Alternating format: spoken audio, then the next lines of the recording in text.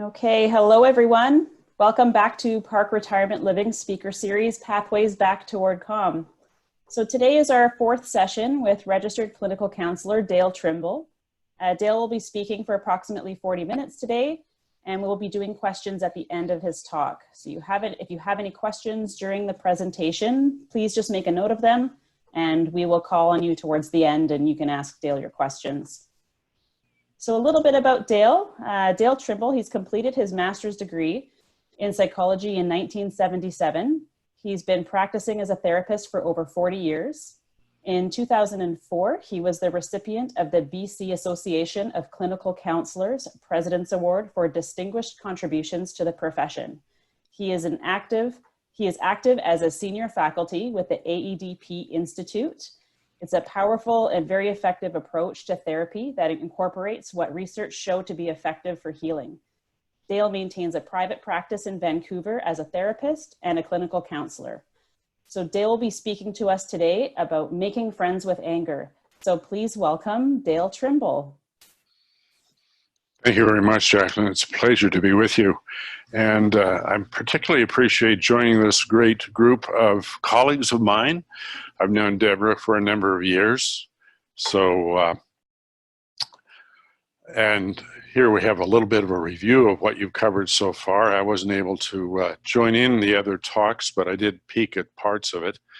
I really appreciated Deborah's exploring the 5 C's, from curiosity on through to being creative, and the inner resources that Gloria spoke about.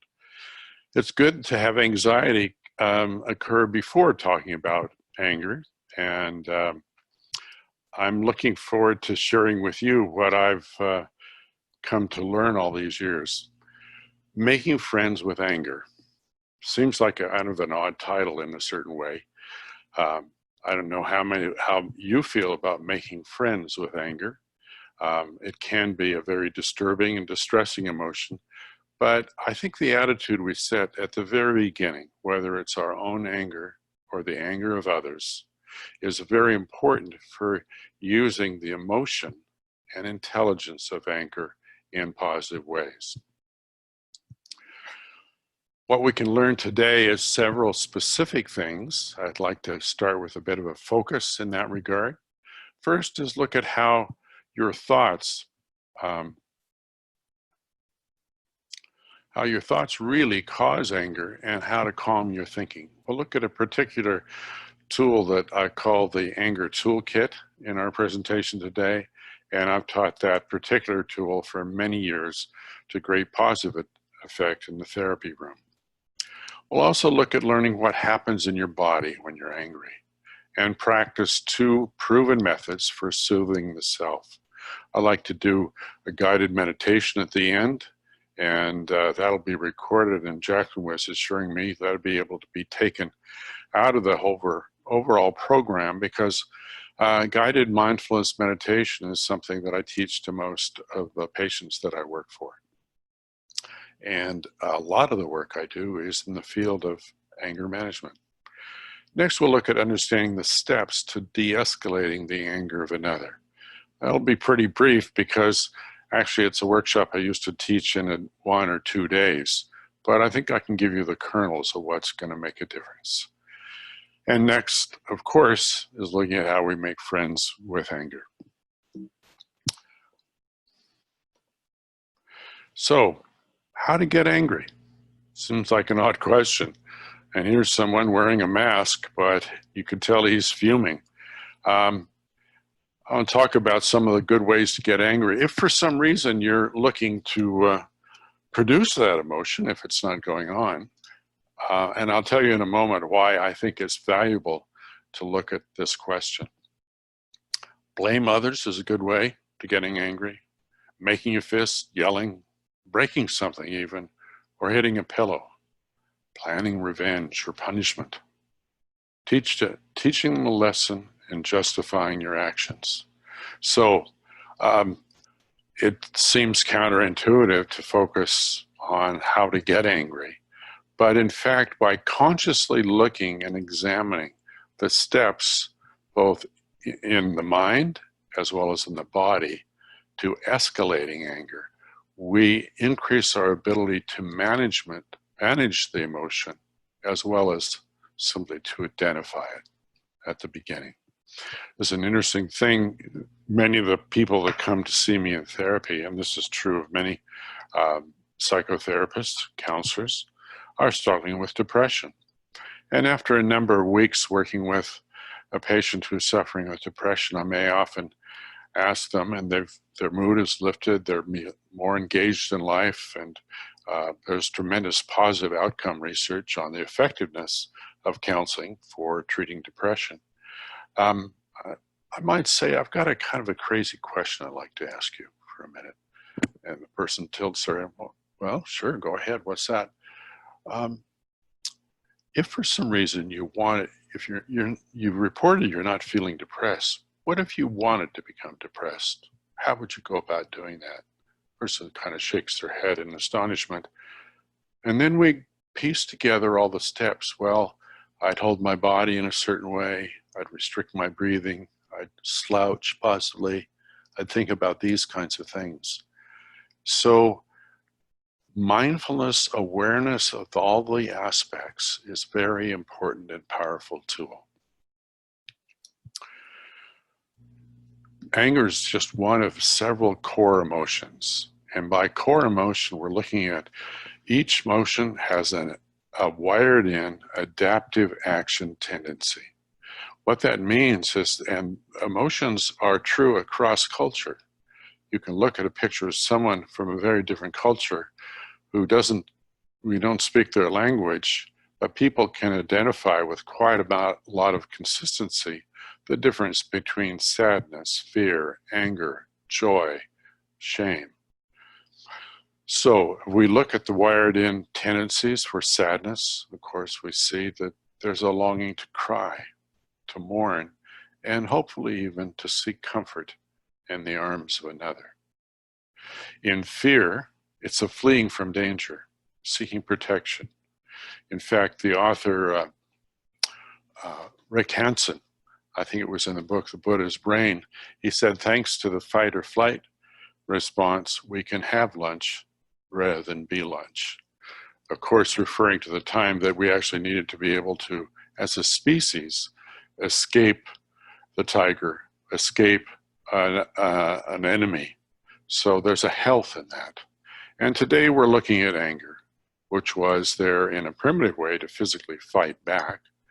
But also we can look at how can we use anger to assert oneself, to defend, to speak up, or to set limits. I won't spend too much time on the rest of the emotions, but I think it's important to, part of dealing with the world we're faced with today with the virus is to recognize that all the emotions are still operating in us, and we need to make time to honor what we're feeling. And that's part of what we'll be looking at today together. Now, what would it be like to live in a world without anger? I used to ask this question in my one-day workshop entitled Diffusing Hostility. And actually, the most common response I got, without fail, is boring. Peaceful came next. Unproductive, fewer inventions. But also, if you look over to the right side of the screen here, that without anger, there'd be less progress in the world. We look at the roots of the women's movement, civil rights, social movements that are based on anger, about unfairness, and accomplish real change. And as someone else frequently said in my workshops, my home would not be as clean if there was a world without anger. But what is the difference between positive and negative anger, if there is one? Negative anger uses behaviors that attack the person. That might be sarcastic, might be name-calling, blaming, ultimatums, or as you see on the right, the cold shoulder, the passive-aggressive kind of anger. The feeling of anger is not the problem. And that's so important, I want to say it again. The feeling of anger is not the problem. What you choose to do with that feeling can be healthy or destructive to a greater or lesser degree.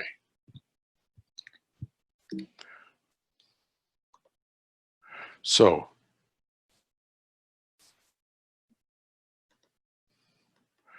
as I said, the feeling of anger is always valid. It's when the brain perceives a threat in some way. But it's important to remember that anger can be a secondary emotion that may defend against other feelings. For a number of years, I specialized primarily in working with men. Now the balance in my practice is about equal. But what I found in working with men in the practice was that very often their feelings of anger, and there are many men coming to me for, quote, anger management, or even for help with their physical aggression. Underneath the anger was a tremendous amount of shame and powerlessness. And so what they did, because powerlessness or feeling shame is the antithesis of traditional masculinity, that was often covered with anger or aggression or toughness, when inside there was a lot of fear. Along gender lines, and any stereotype, of course, breaks down because there's individual variations. But frequently in working with women, what I would see is that when they were actually angry, I saw tears. So I might even ask, are these tears of rage? Because there was something else in their language or how they were speaking that revealed to me that there was possibly the crying was covering up a real longing to be understood and anger about mistreatment or something else. And what you'll see is the last statement on this page is that anger is frequently an expression of unmet needs. I had the opportunity years ago working with Dr. Rosenberg. He wrote a book, and it's in your resources, which are at the end of my slides today, on nonviolent communication, a language of compassion. And he said very unequivocally, anger is always about unmet needs. So if you ask yourself what you're needing, that can often get to the deeper connection. So in my office, I'd frequently say to someone, if that's true about you, when you yelled and slammed the door and broke something, what is it you were really needing underneath that? And making a space for that, which is a quality of vulnerability under the anger, quality of need, begins to actually take the fuse right out of the emotion of anger. So if we look at what angry behavior might be, that's what someone says or does when they may be feeling angry. You can see on the circle here, if I start with the left-hand side, that angry behavior, like a temper tantrum, or can be a strategy to gain control. The person, in fact, may not feel that angry, but they've come to realize that showing increasing volume of voice, hostility or sarcasm in their voice can quiet the room and get others to do what they're asking, unfortunately. So it may not be really a feeling of anger, but a reinforced social behavior. Angry behavior may also be an appropriate expression of feeling, a complaint or request about a behavior. For example, someone might say to a colleague or friend, about 3 times in the last 5 minutes, I haven't been able to finish a sentence because you were jumped in, and I feel sad and frustrated.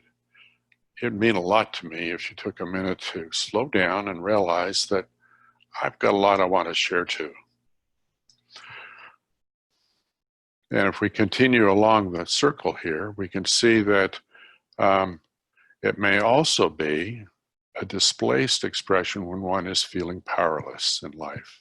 And I think here the person who's frustrated with the social distancing, who's feeling isolated and alone in their life, and where anger is like momentarily I feel powerful.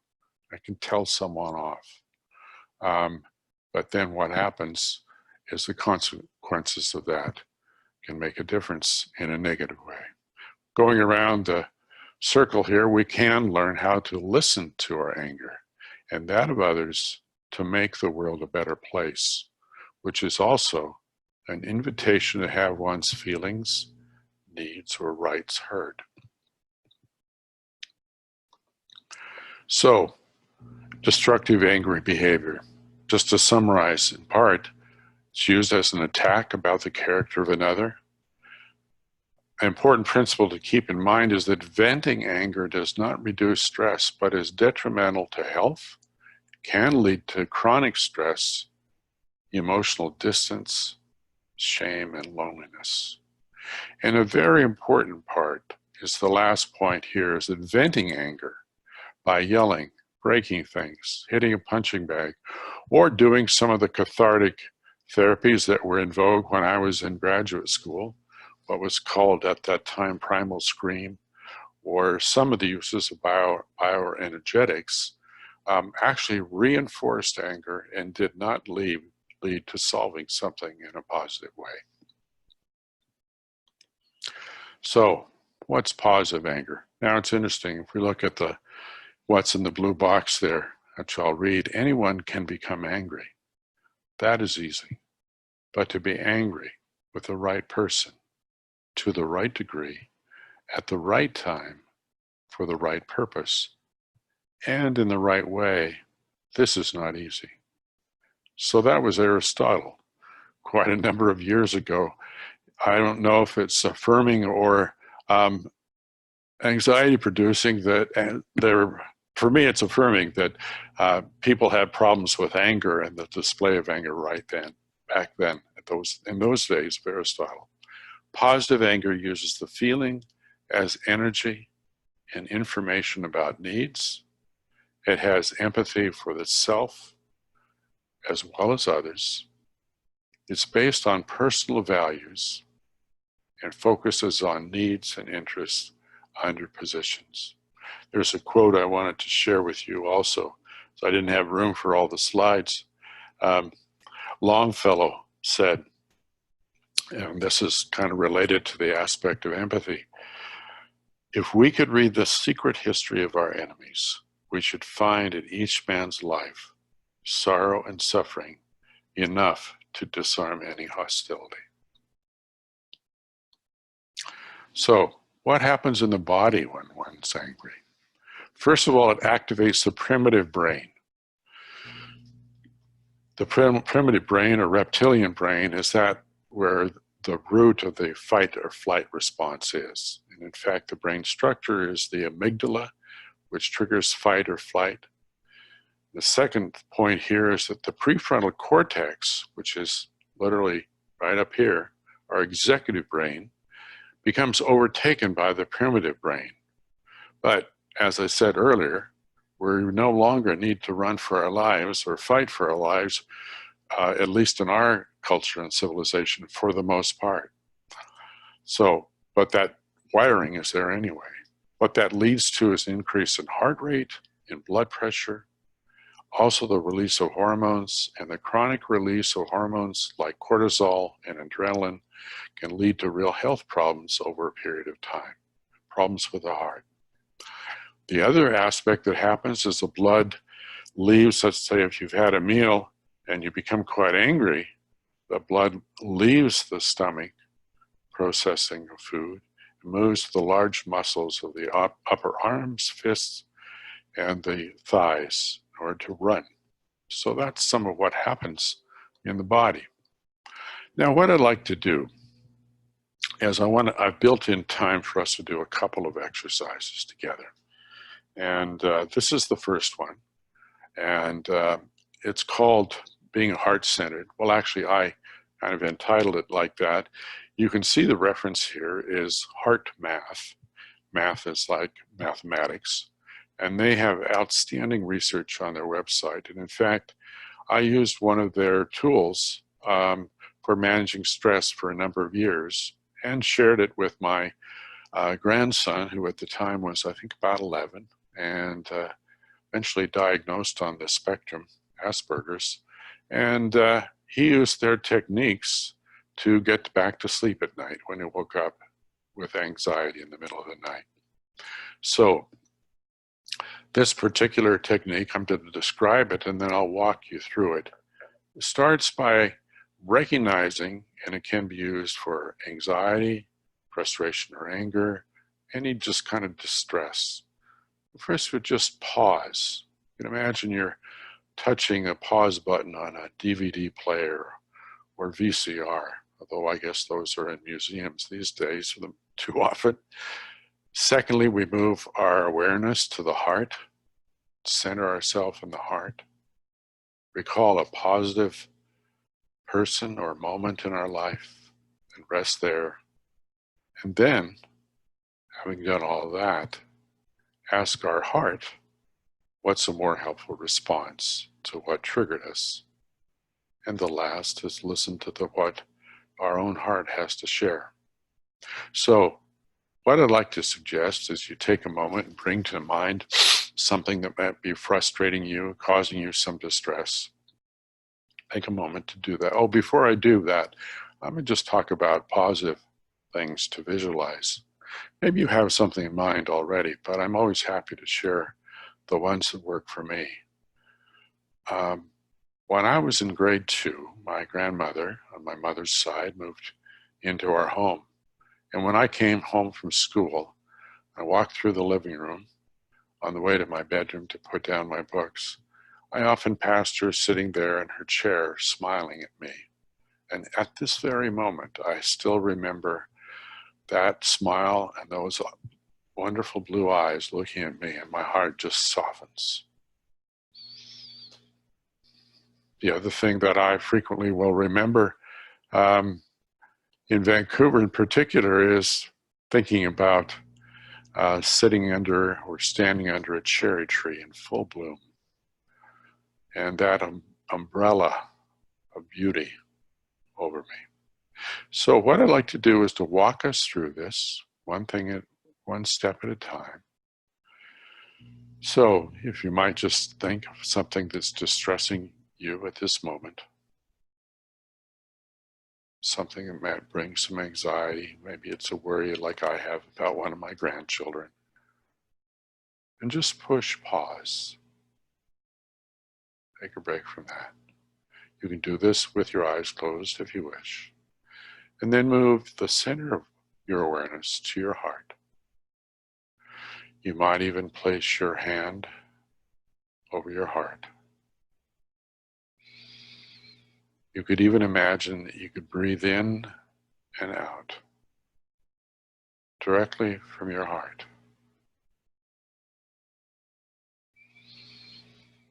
Should you go off in thought, that's fine. Just come back to centering your awareness in your heart.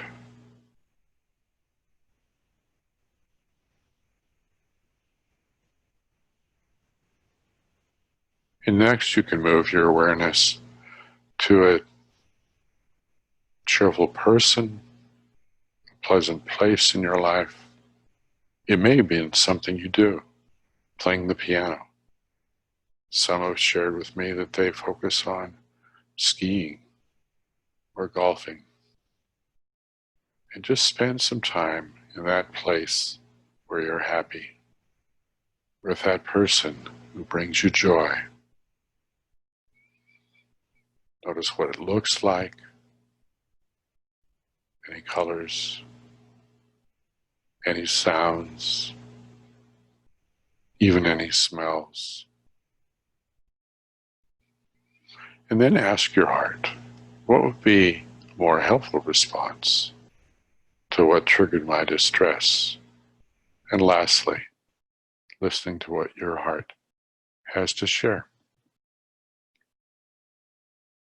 So I want to show a diagram here. And this is from the HeartMath website in their research. On the left, what you see is the jagged line, which is when we're escalating anger. And there's a discordant quality amongst a heart rate, blood pressure, respiration. It's somewhat like when you go to the symphony and everyone is practicing their instruments separately for different tunes all at once, and it's very distressing almost. And then the conductor steps up to the podium, and after the applause of the audience, raises his hand or her hand to direct. And then you hear the symphony playing together. And that's just like what you see, that green line on the right, which is heart coherence. And when you do a practice like centering with the heart that we just did, that coherence brings health and positive answers about how to make a difference. So I want to introduce you to an anger toolkit. We're going to switch. If we could have a discussion right now, I'd ask you what your experience was of doing the heart centering technique for a moment. But we don't have a lot of time, so I'm going to move on to the toolkit, which is what I taught for many years and still do on occasion. The toolkit is like an outline for a diary. Look, first of all, what's the trigger or cue for my anger? Writing down or capturing what a video camera or an audio recorder would have described. In other words, I'm dating myself here, but if we think about what Jack Webb said on Dragnet, just the facts, man. The next thing is, how does anger feel in my body? Noting what happens in the physical experience of it. What do I say to myself about the trigger to cause the anger, which is talk up? And what can I say to myself to calm myself and gain control, which is what we call in this model coping self-talk. So here's an example of an anger diary, which is, I'm a little embarrassed to admit, has been one of my pet peeves, and I managed to have toned it down. So the trigger for me, if you imagine, maybe I'm on the freeway going 100, 110, doing the speed limit, maybe a little more, to be honest. I look in my mirror and see I'm being tailgated about a car length or less away by a large black truck. My target of how stupid. He's going to get us all killed. I know what I'd like to do, but my heart rate is beating fast. My palms are sweaty. My jaw is clenched. Me clenching hands on the steering wheel. This is my old self, of course. And what my coping self-talk is, what do I need? I need space around me.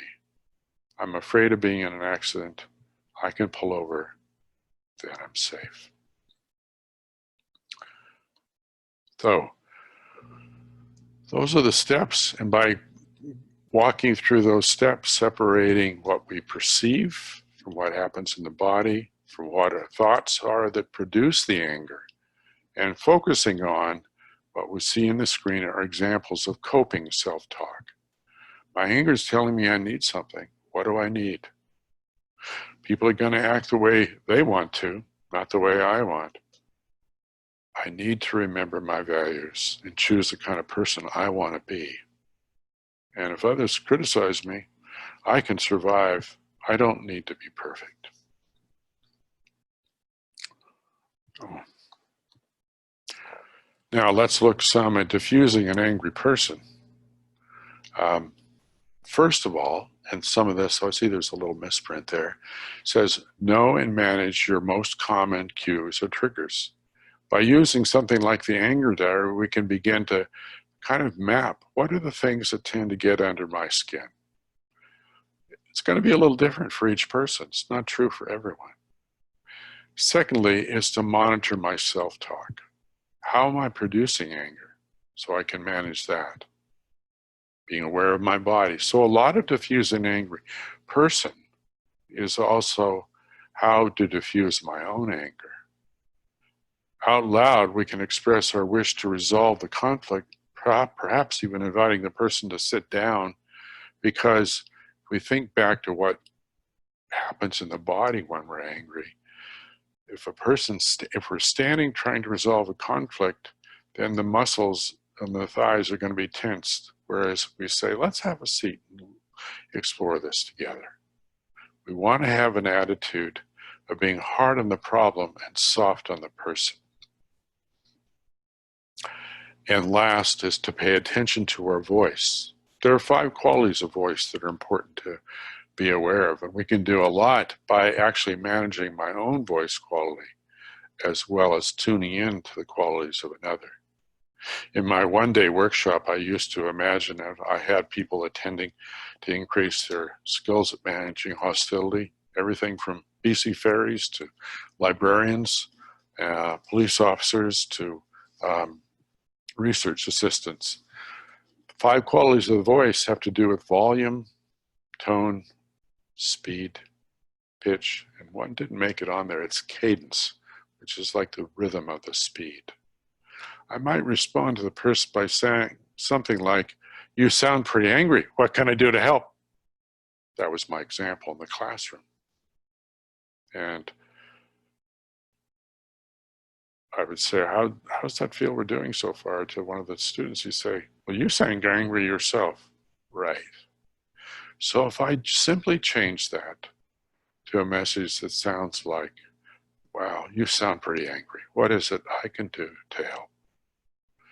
So by lowering the volume, slowing the speed, and changing the tone, research has suggested that up to 40% of a message is carried by our tone of voice. And unless you're managing your self-talk, your true attitude will come through in your tone of voice. Speed, of course, how many of us have said or done something in a hasty moment we wish we could take back? In fact, the philosopher Seneca said the greatest remedy for anger is delay. So those are some of the important things that we can do. So basically, there are 3 choices continuing with this when we're faced with an angry person. We can stay, manage our stress, and seek to diffuse it by iMessages. I really want to resolve this. Sitting down. We may be able to stay and set limits.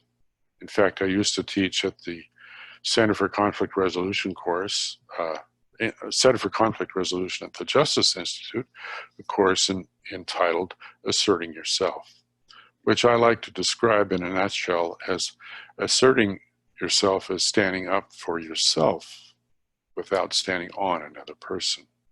And the last is to disengage, and giving yourself the freedom to disengage. I know I'm not best at resolving something that's distressing me when I'm hungry. So I'm going to wait to have a conversation until I've got something to eat. Or if I'm too distressed or tired, those are not good times as well. So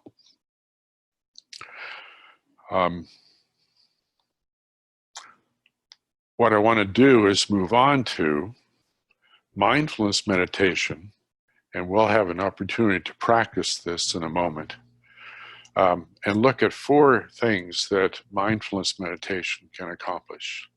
First of all, it improves your ability to comprehend your own emotions, which is called emotional intelligence, or EQ, rather than IQ.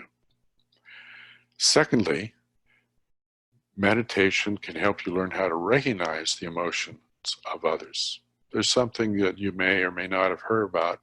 It's been, research has revealed this in the last number of years, which are called mirror neurons, which means that if I'm watching a person throwing a ball, then the same neurons in my brain will light up as if I was the person throwing that ball.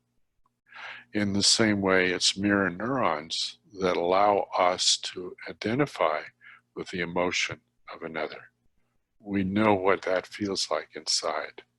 As I look at that person, I see the tears in their eyes, or I see the distress, that I can feel that feeling in myself. Secondly, meditation strengthens our ability to control emotions.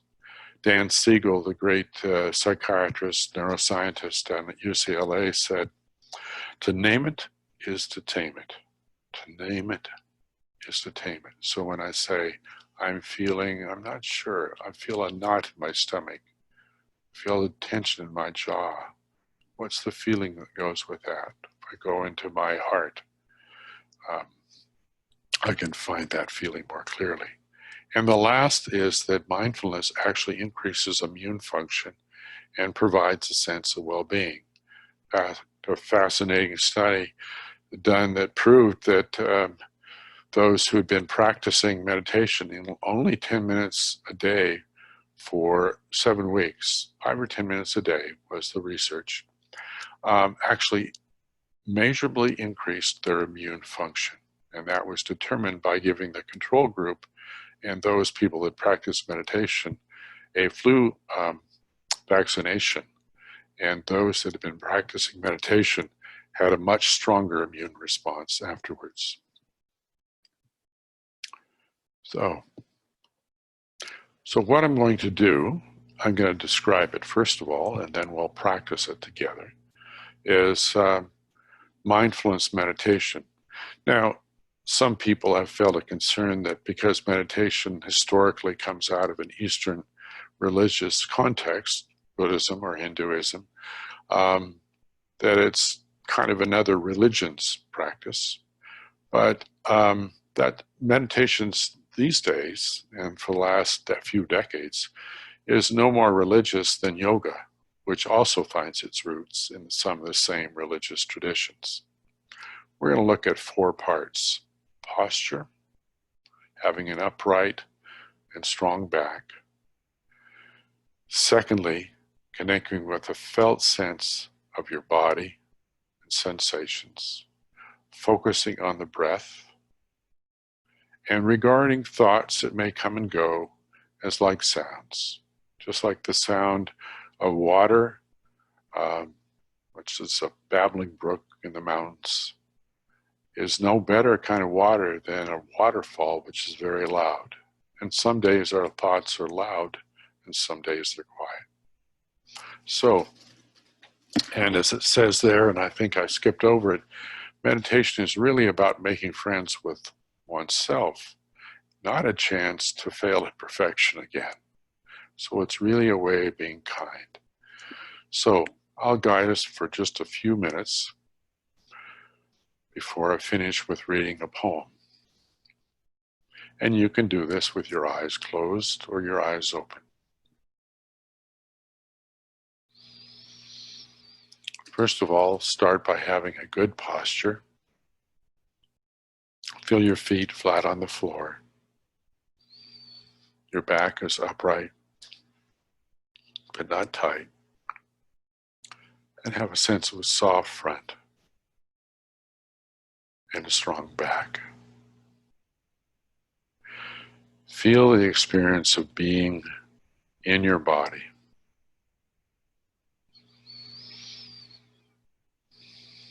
Notice the experience of breathing in your body. The movement of your belly, chest, even the rib cage, in front and in back. The whole torso moves a bit as we breathe. So allowing your mind, placing your mindfulness on the experience of breathing wherever you choose to focus. And for the next minute or so, we'll silently do that together, not worrying about what thoughts may come and go, but regarding those thoughts is just like water that comes and goes.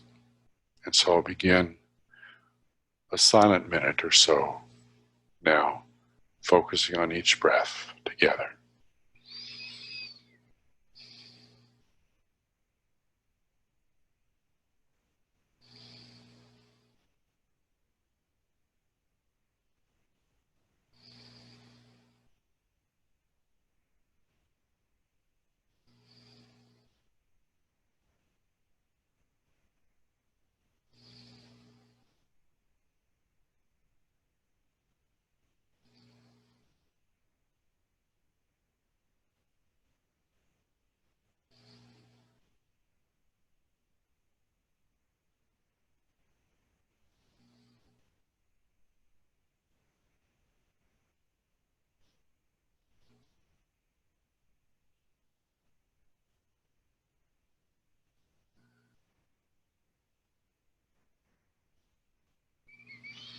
Okay, good.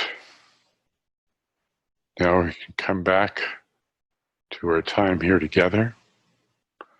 And I'd like to finish by just reading. Oh, first, I'll just sum up. So what we're seeing is that anger is a healthy emotion based on our needs to feel safe, respected, included. Except in cases of actual physical threat, it's based on how we think about a situation. And anger may cover other feelings. Seek to know your true feelings. So, Carl Jung said, everything that irritates us about others can lead us to an understanding of ourselves. And this final statement from the book Anger, Wisdom for Cooling the Flames by Thich Nhat Hanh, the Buddhist monk, goes like this. If a mother is working in the kitchen and hears her baby crying, she puts down anything she's holding and goes into the baby's room. Nothing more is more urgent than the baby's cries. The first thing she does is pick up the baby and embrace the baby. Remember when you were a little child and you had a fever, and although they gave you aspirin and things like that, you didn't feel better until your mother came and she put her hand on your burning forehead. That felt so good. Her hand was like the hand of a goddess. A lot of freshness, a lot of love and compassion penetrated into your body just because you were touched by the hand of your mother. That hand of your mother is your hand. That energy is still alive in your hand.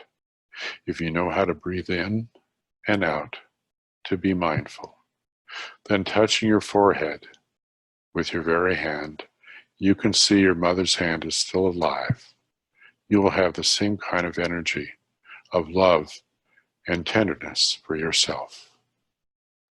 When you hear your baby of anger crying, you have to drop everything you're doing, because the most important thing you have to do is take care of your baby anger. So that completes our presentation, and now I'd be happy to entertain what questions you might have. I think I'll stop the share while we do that, and turn it over to Jacqueline. I guess you're going to see what questions people have come up with in the next 15 or so minutes. Absolutely. Thanks, Dale. That was fantastic. Oh, thank you. Taking a lot of notes. If there's any questions from any of the communities, you can either type them to me or you can unmute yourself. Any of the other attendees that are on the Zoom call, you can raise your hand and I can unmute you, or you can ask in the Q&A message box down below.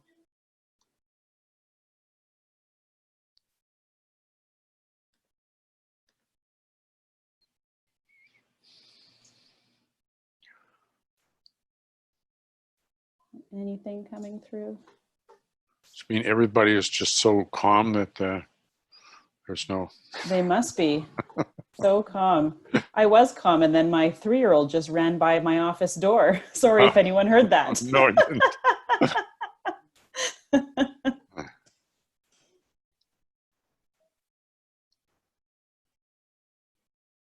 I can always tell a story or two that I didn't get time to share, but I'll just, looks like there's someone has something there in the chat. Could you give us some tips about self-talk? Right. Yeah. Well, self-talk is happening all the time anyway. And the way that we talk to ourselves about something we perceive is what's going to trigger the anger or the fear or something else. So I gave just a few examples of what I call coping self-talk, which in the diary format that I use is often called anger talked down. And there are those kinds of statements that, you know, it's just a focus on, I can't control anyone else. The only person I can control is myself. In fact, that brings a little bit of a funny story to mind, which is my father was also irritated by people that drove fast right up behind him. And I can still remember him saying this and see and hear his voice when he would pull over to the side of the road and shake his head and say, well, that's an accident looking for a place to happen. It's not going to happen with me. So that was his, I don't know how he got to that before he made that comment after pulling over, but that was his self-talk.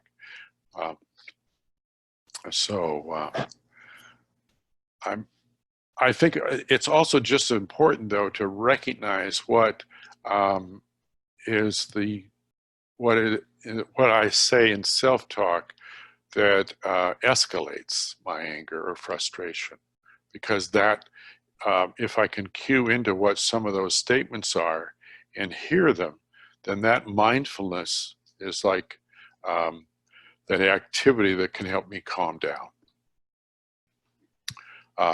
So that's a little bit about self-talk. Oh, nice comment. Enjoyed the presentation, feel calm and relaxed. Love the guided meditation. That's great. If it didn't turn out, I'm happy to do another one, and a longer one, and I could send it to you, Jacqueline. I do that all the time for my patients, and then they hear my voice, and it helps in our therapy process, but it's just a universal way of doing guided meditation. And just the research is just tumbling out all the time.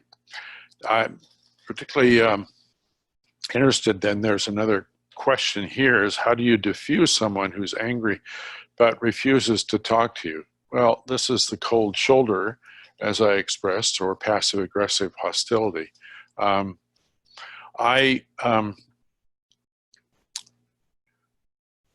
One important thing is I'm not going to be able to diffuse someone if there's any audience around. In my longer workshop, I always stressed either moving away from an audience or moving the audience away, because part of this person may have difficulty, is going to have difficulty speaking when others are present. There may be a sense of shame involved in that. I sometimes have recommended, when clients have brought this kind of question up in my office, is to say, if it's someone they're close to or have maybe even someone at work, is to say, is to leave a note for them. And in that note, simply say, there seems to be some distance between the two of us, and I'd really long to be able to resolve that. My perception is that you may be angry or frustrated with something I've done. I'd really welcome an opportunity to hear what's bothering you. It would really mean a lot to me if you could tell me. And so leaving a note can be an expression, because then the person can read that and not be digesting it as I'm confronting them, and I don't mean confronting in an angry way. But if it's something I decide to take up in person, I think you heard me modeling a voice quality that was out of care and concern, about a wish to resolve, and those kind of statements can go a long way toward making a difference. So I hope that is helpful in some way. The other thing is, I would just maybe say one more thing is, and maybe the person still won't want to talk, and I want to communicate a message, which is to say, and I want you to know the door is open. If there's something I've done that's distressing you, or you can't imagine we'd work something out, maybe if you could send me an email or leave me a note, I would guarantee that I would read it, and hopefully we can find a solution through this. So any comments or questions before I launch into more stories, which I'm too easily can start sharing? So this is an example. I mentioned the book. I'm pretty sure I put it in my list of resources at the end. Oh, I see there's something more. Is listening to someone vent helpful? Interesting question. Helpful for who? I don't know if you're thinking about, it can be to a point. I think that the key thing is it something this person has said before? Is it simply, it can be, I mean, in the therapy approach I practice, it's very much focused on making place for emotion and believing that if we make a place for emotion that's safe, where they know I understand them and care, we can make a difference. So for a person to vent, if venting is simply sharing their story and getting it off their chest, so to speak, that's important. If venting is about going over the same thing again and again, then that would be a concern because there's not a solution involved in it. And as I said, the thing about venting as a way it's going to get rid of anger, it doesn't really focus on what the need is. It just focuses on the emotion. So until the person gets underneath to what the need is the anger is telling me about, I don't believe a solution is going to be possible. So anything else coming up in the chat, or anybody wants to speak up?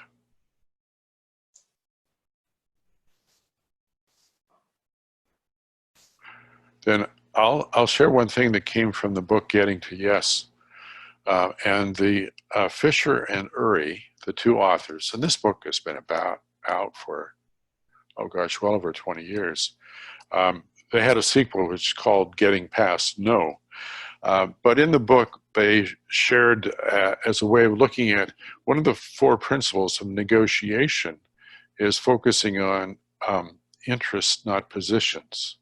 So I'd like to tell you a little story they quote, which is about a couple, and the couple's getting ready for dinner. They've invited another couple to join them, and she's making a dessert at the end, and he's making some fancy cocktail. So he goes into the kitchen quickly, grabs a lemon, and is about to turn around and walk out with it. And she says, "Wait a minute, I need that lemon for dessert." He said, "Well, I told you I needed more lemons for my cocktails."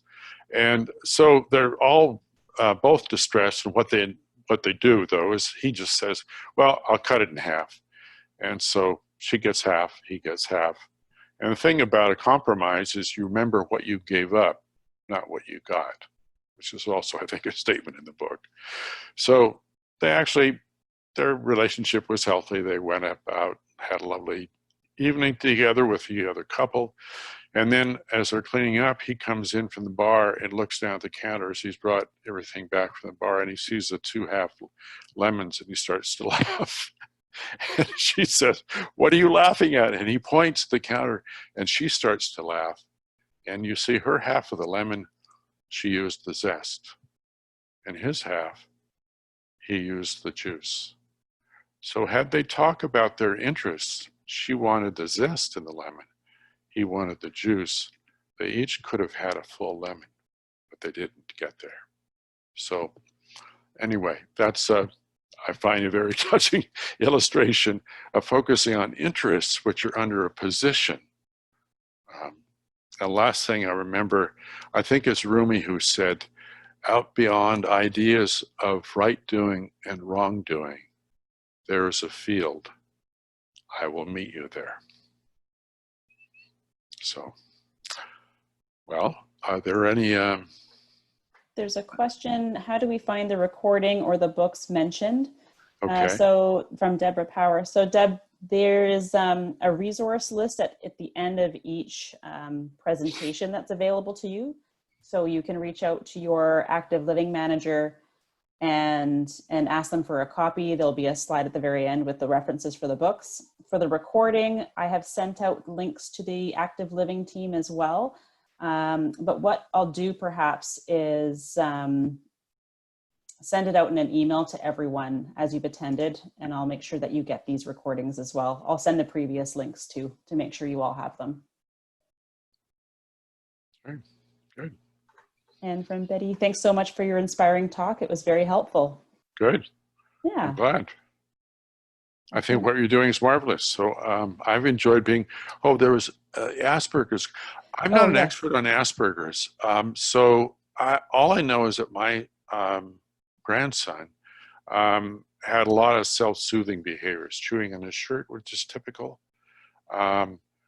And he would have meltdowns, not angry moments so much as just that he became beside himself with distress. And so that's why the heart math technique, which I called being heart-centered, that little first guided meditation or contemplation we did, he used their instrument, which hooks into a smartphone. I gave him my old one, and he found it really helpful. So I look forward to seeing him this summer. I hope we can get together. And so I think there's not anything else. I really have enjoyed, I wish I could have seen you all, but you got to see me. Anyway, my heart goes out to all of you. I wish that, for one more thing I'll just say is, make friends with anger. It's been very beneficial for me and beneficial for those that I've taught in my office about how to make friends with anger. So keep that attitude. It will go a long ways in your life to making a positive difference. So thanks so much. Bye for now. Thank you, everyone. Have a wonderful day. Thanks so much, Dale. Mm-hmm.